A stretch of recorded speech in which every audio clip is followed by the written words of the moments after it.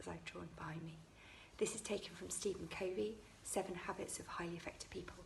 A great read, not that recent, but actually it's as true now as it was when it was developed. So circle of concern is all those things that I worry about, that I care about, that concern me. And all of those things we have kind of going on in the background of our mind. Circle of influence, within that are those things that I care about, that I worry about, and that I have control over. And what's really important, particularly in the moment when we're trying to manage our resilience, trying to reduce some of the stress and anxiety, is to be really clear about what sits out there that we worry about, that we can't do anything about, that we are reactive to, and those things that are actually sitting within here, our circle of influence. And as I'll show you, as we start to get clear about this, this can actually get bigger. So, circle of concern, what might be some of the things in there at the moment? These are top of mind, COVID-19, the news. Every time I turn on the news, I don't know about you, but it's pretty depressing.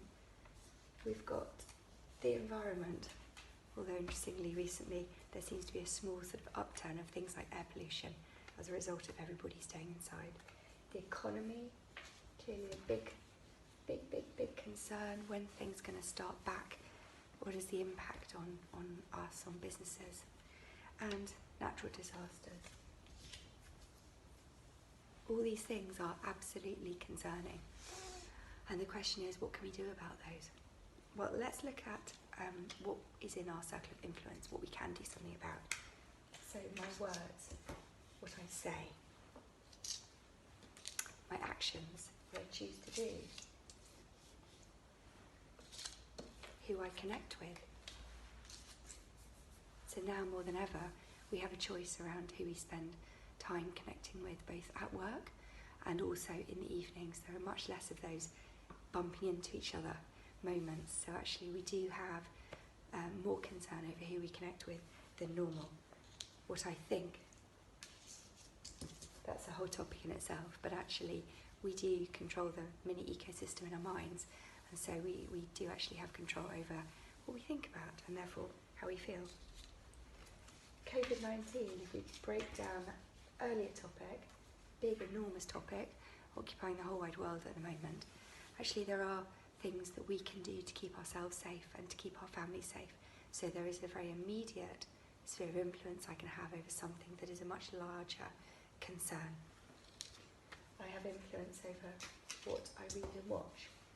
Do I spend 5 hours a day watching the latest news updates, taking in all the social media and increasing panic as I listen?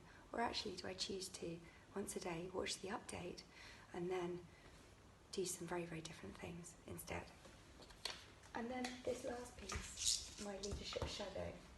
Again, a topic in itself, but your leadership shadow is the impact that you have on people around you. And actually, disasters, crises, are very formative times, and we look to leaders to see how they cope, how they manage, and how they look after their people. So what I'd say to you is, as you're looking at this, have a go at writing out your circle of influence and your circle of concern.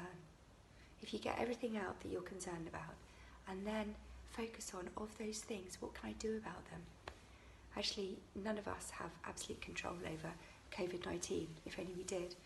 But there are things that we can do on an individual, on a group, family scale to keep ourselves safe, which is playing our part.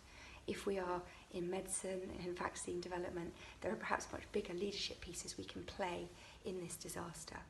And in our own society and in our own organisations, we can actually have a huge impact on how we play out the opportunities that we create for people, how we treat people, and how we do our work.